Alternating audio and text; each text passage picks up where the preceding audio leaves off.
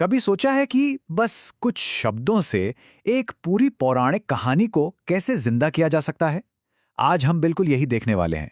एक छोटी सी एनिमेशन का जो क्रिएटिव ब्लूप्रिंट है ना, उसे हम परत दर परत खोलेंगे और देखेंगे कि एक दिव्य अनुभव आखिर बनता कैसे है।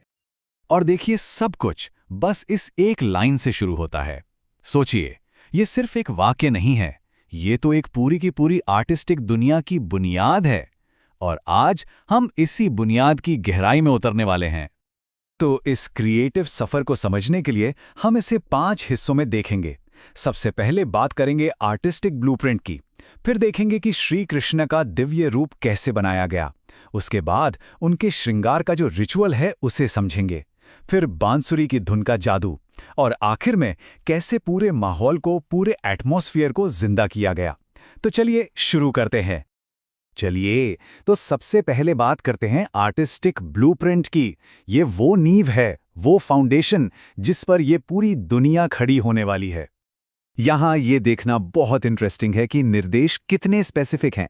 सिर्फ ट्रेडिशनल 2D एनिमेशन नहीं कहा गया, नहीं, इसमें प्राचीन मंदिर चित्रों और अमर चित्रकथा की शैली को भी जोड़ा गया है। अब इसका मतलब क्या हुआ? इसका मतलब है कि मूवमेंट एकदम फ्लैट 2D, कुछ कुछ कॉमिक बुक जैसा होगा। बैकग्राउंड्स ऐसे लगेंगे जैसे हाथ से पेंट किए गए हों, और इन सब से मिलकर वो पुरानी पारंपरिक वाली फील आएगी। और हाँ, यहाँ अमर चित्रकथा का नाम लेना, ये बहुत बड़ी बात है। भारत में न जाने कितनी पीढ़ियों ने पौराणिक कथाओं को इसी के जरिए देखा और समझा है। तो जैसे ही आप इसका नाम लेते हैं, एक पूरी की पूरी विजुअल लैंग्वेज, एक खास तरह की फीलिंग वो अपने आप ही तय हो जाती है। अच्छा, तो आर्ट स्टाइल तो फाइनल हो गया। अब आते हैं कहानी के दिल पर, यानी भगवान श्री कृष्ण पर। देखते हैं कि उन्हें इस दुनिया में कैसे उतारा गया है। और शुरुआत होती है उनकी सबसे जानी पहचानी पहचान से, उनकी नीली त्वचा। ये सिर्फ एक रंग नहीं है, ये उनके दिव्य होने का, उनके डिवाइन नेचर का प्रतीक है। फिर उनके घुंघराले बाल और सिर पर सजा हुआ वो खूबसूरत मोर पंख का मुकुट, एक एक डिटेल उनके कैरेक्टर को और उनकी कहानी को और गहरा बनाती जाती है। और यहीं पर बात सिर्फ बाहरी लुक से आगे बढ़ जाती है। निर्देश एकदम साफ हैं। उनके चेहरे पर शांति, दिव्यता और करुणा, यानी कंपैशन के भाव दिखने चाहिए। यही तो उनके चरित्र की आत्मा है। तो अब जब हमारे किरदार का रूप, रंग और भाव सब तय हो गया, तो कहानी शुरू होती है। चलिए अब एनिमेशन के पहले 20 सेकंड पर फोकस करते हैं, जो एक बहुत ही धीमे, एक रिचुअलिस्टिक सीक्वेंस से शुरू होता है। ये जो पूरी 30 सेकंड की एनिमेशन है ना, इसे 2 मेन हिस्सों में बांटा गया है। पहला हिस्सा है एक धीमा मेडिटेटिव श्रृंगार, और दूसरा बांसुरी की वो दिव्य धुन। और यही सिंपल सा स्ट्रक्चर पूरी कहानी की स्पीड और इमोशन को कंट्रोल करता है। तो पहले 20 सेकंड में होता क्या है? श्री कृष्ण बहुत धीरे धीरे और बड़ी नजाकत से खुद को सोने के गहनों से सजाते हैं, एक एक करके। हार, फिर कंगन और बाजूबंद, और फिर कुंडल। और सबसे जरूरी बात यह है कि सब कुछ धीमे और सुंदर ढंग से हो रहा है। ये कोई जल्दबाजी का काम नहीं है, ये एक पूजा की तरह है, एक मेडिटेटिव रिचुअल। अब आते हैं एनिमेशन के उस मोड़ पर, उस क्लाइमैक्स पर, जहां सिर्फ एक एक्शन से पूरा का पूरा सीन बदल जाता है।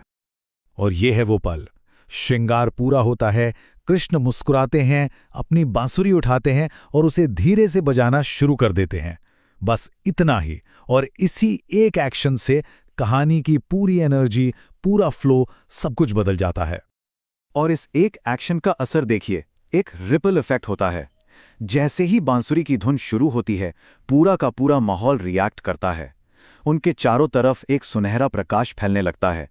पेड़ों के बीच से हवा बहने लगती है। गायें उनकी तरफ देखने लगती हैं। पूरा गांव एक दिव्य रोशनी में चमक उठता है। इससे ये पता चलता है कि उनकी धुन में पूरी कायनात पर असर डालने की ताकत है। और एनिमेशन खत्म होती है इस एक पावरफुल इमेज पर। कृष्ण सूरज की रोशनी में खड़े हैं, बांसुरी बजा रहे हैं, और उनके चारों ओर एक सुनहरी ऑरा है। ये वो इमेज है जो देखने वाले के मन में बस जाती है। चलिए अब आखिर में उन छोटी छोटी डिटेल्स पर नजर डालते हैं जो इस दुनिया को सच में जिंदा करती हैं, यानी साइट और साउंड। यहाँ हर सेंस का ख्याल रखा गया है। जो हम देखते हैं उसके लिए वार्म अर्थी टोन्स, और मथुरा के एक शांत गांव का सेटिंग। और जो हम सुनते हैं उसके लिए मंदिर की हल्की घंटियां, बांसुरी की मीठी धुन और एक वार्म एम्बिएंट हम, ये सब मिलकर एक ऐसा इमर्सिव एक्सपीरियंस बनाते हैं जिसमें इंसान पूरी तरह खो जाए। और इन सारी चीज़ों का, इन सारे एलिमेंट्स का मकसद बस एक ही है जो इस इंस्ट्रक्शन में छिपा है। पेसिंग को शांत, दिव्य और मेडिटेटिव रखना है। हर एक चॉइस, हर एक डिटेल बस इसी एक फीलिंग को बनाने के लिए है। तो समझने वाली बात यह है कि ये जो क्रिएटिव ब्रीफ है, ये सिर्फ एक एनिमेशन बनाने का इंस्ट्रक्शन मैनुअल नहीं है। ये एक भावना को, एक स्पिरिचुअल एक्सपीरियंस को तैयार करने की रेसिपी है। और ये सब हमें एक सवाल के साथ छोड़ जाता है, कला आखिर है क्या? क्या ये सिर्फ वो है जो आंखों से दिखता है, या फिर ये साइट, साउंड और पेसिंग का एक ऐसा जादू है जो हमें कुछ ऐसा महसूस कराता है जो आंखों से कहीं ज्यादा गहरा है? इस पर जरूर सोचिएगा।